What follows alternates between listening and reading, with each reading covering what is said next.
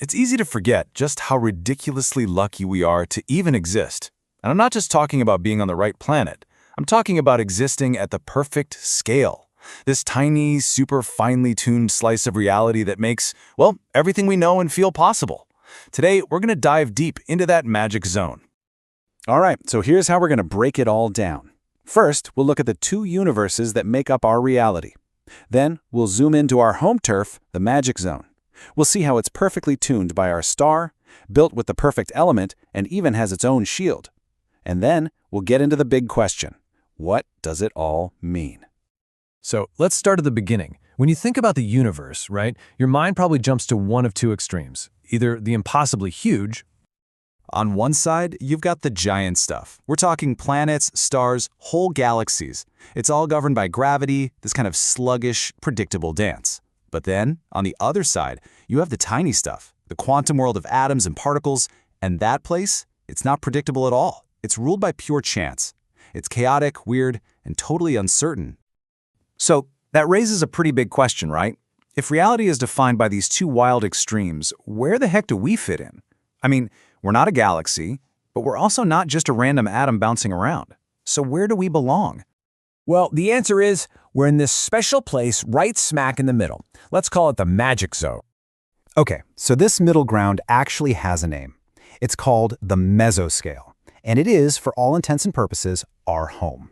This is the in-between where all that chaos from the quantum world kind of settles down. It gets stable enough to build things, but it's not so huge and slow like the cosmos.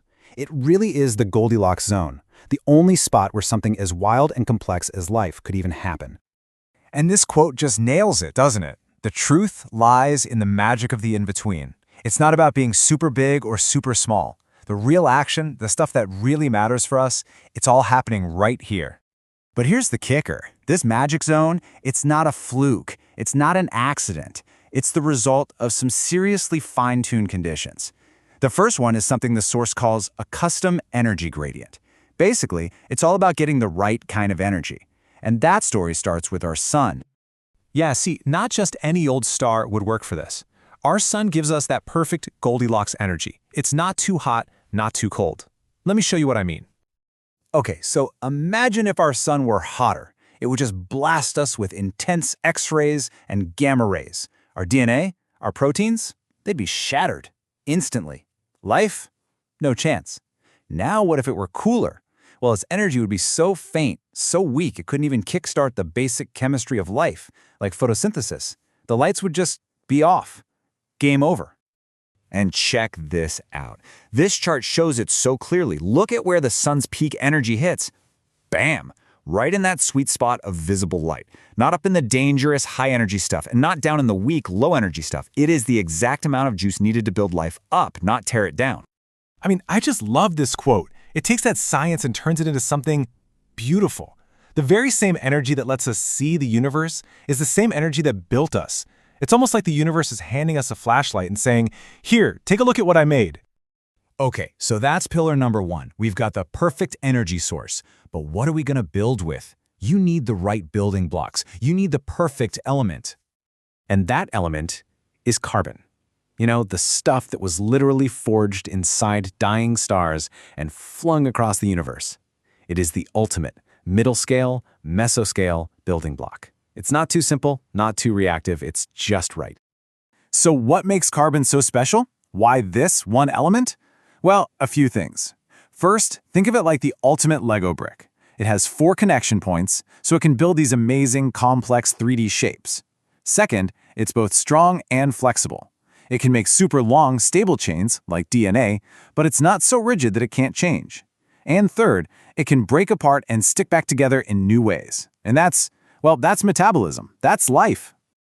And hey, if you want proof of carbon's magic, you don't have to look very far. Just think about your own brain. It's this incredible carbon-based machine. It's big enough to hold all your thoughts, your memories, your dreams, but it's also organized enough to create one single, coherent, self-aware you. Okay, so we've got the perfect energy. We've got the perfect building blocks. But you know what? This whole setup is incredibly fragile. It could all be wiped out in an instant. It needs one more thing. It needs a shield. And that shield is our planet's magnetic field. It's this giant invisible force field powered by the churning, molten core of the Earth. And what this shield does for us every single moment of every single day is just mind-blowing.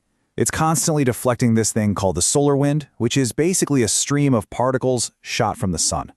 Without the shield, that wind would literally blow our atmosphere away into space, which is what happened to Mars. It also stops cosmic radiation from ripping our molecules apart. I mean, without it, this magic zone would be a dead zone. Simple as that. All right, let's put it all together. We have a perfect star, a perfect element, and a perfect shield, all working together to create this tiny, precious mesoscale where life can exist. So what?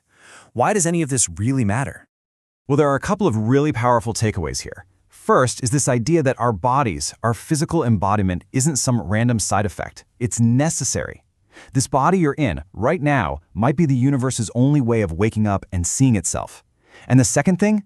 Gratitude. When you really think about how perfectly everything is tuned for us, from the light of the sun to the core of the planet, it's hard not to feel just held, like we're being provided for on every single level. So maybe the whole spiritual journey isn't about getting to some other place. Maybe it's just about waking up to the miracle of this place, right here, in this magnificent, fragile, totally improbable in-between that we call home. And that leaves us with one last big question to chew on. If this entire zone really is custom-made for awareness, if the universe went to all this trouble to create beings who can be aware, then what are we supposed to be aware of? Please click like and then subscribe. Also share this video with your friends. Thank you.